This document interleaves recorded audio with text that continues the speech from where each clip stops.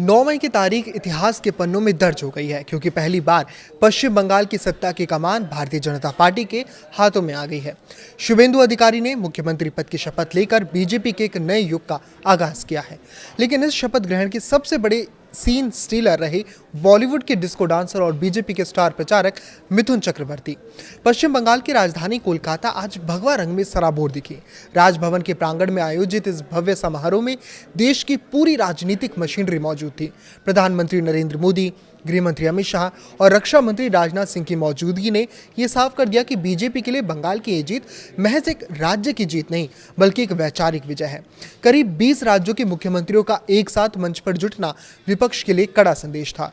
मंच पर पूर्व केंद्रीय मंत्री स्मृति ईरानी, कृषि मंत्री शिवराज सिंह चौहान और उत्तराखंड के मुख्यमंत्री पुष्कर सिंह धामी से लेकर यूपी के मुख्यमंत्री योगी आदित्यनाथ तक दिग्गज नेताओं की कतार लगी थी। लेकिन इन सब के बीच आकर्षण का केंद्र वो व्यक्ति था जिसने बंगाल की गलियों में कोबरा बनकर अपनी रैलियों से लाखों की भीड़ जुटाई थी, मिथुन चक्रवर्ती। सोशल मीडिया पर उनकी तस्वीरें और वीडियो आग की तरह फैल रही हैं। सफेद कुर्ते पजामे और अपने सिग्नेचर स्टाइल में जब मिथुन दा मंच पर पहुंचे तो नजारा देखने लायक था। प्रोटोकॉल की परवाह किए बिना जब गृहमंत्री अमित शाह और राजनाथ सिंह जैसे कद्दावर नेता उनके लिए उनके सम्मान में अपनी कुर्सी से खड़े हुए तो ये उनके कद और पार्टी में उनके योगदान की गवाही दे रहा था। प्रधानमंत्री नरेंद्र मोदी ने भी मिथुन दा से काफी देर तक आत्मीय बातचीत की, जो इस बात का संकेत है कि आने वाले दिनों में बंगाल की शासन व्यवस्था या संगठन में मिथुन चक्रवर्ती की भूमिका बेहद अहम होने वाली है। शुभेंदु अधिकारी का मुख्यमंत्री बनना बंगाल की राजनीति के ममता युग के अवसान और परिवर्तन के असली दावों की अग्नि परीक्षा है। शुभेंदु, जो कभी ममता बनर्जी के सबसे करीबी सिपहसालार थे, आज उनके सबसे बड़े प्रतिद्वंदी के रूप में उभरे हैं। राज्यपाल की ओर से उन्हें शपथ दिलाए जाने के दौरान जिस तरह से जय श्री राम और वंदे मातरम के नारों से पूरा परिसर गूंजा, उसने ये तो साफ कर दिया कि बंगाल की मिट्टी अब एक नई राजनीतिक पहचान के साथ आगे बढ़ने को तैयार है। शिवराज सिंह चौहान और पुष्कर सिंह धामी के साथ मंच साझा करते हुए शुभेंदु ने यह संकेत दिया कि बंगाल अब विकास के उस मॉडल पर चलेगा जिसे बीजेपी शासित राज्यों में डबल इंजन की सरकार कहा जाता है।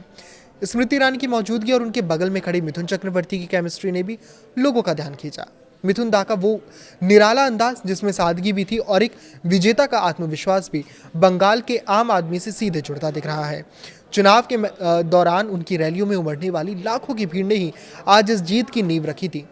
रामदास अठावले जैसे सहयोगियों की उपस्थिति ने एनडीए की एकजुटता को भी बखूबी दर्शाया।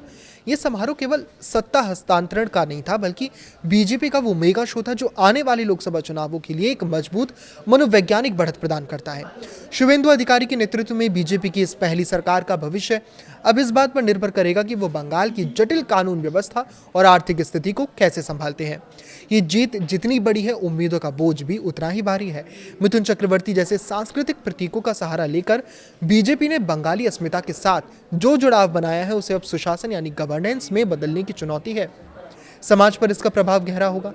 ये न केवल राजनीतिक ध्रुवीकरण के अंत की शुरुआत हो सकती है बल्कि बंगाल के औद्योगिक पुनरुद्धार का जरिया भी बन सकती है। अगर ये सरकार अपनी सोनार बांग्ला की छवि पर खरी उतरती है तो 9 मई की ये तारीख भारतीय राजनीति में एक बड़े बदलाव के प्रस्थान बिंदु के रूप में भी याद की जाएगी। बंगाल ने आज अपना फैसला सुना दिया है। अब बारी शुभेंदु अधिकारी और उनकी टीम की है कि वो इस भरोसे को हकीकत में कैसे बदलते हैं।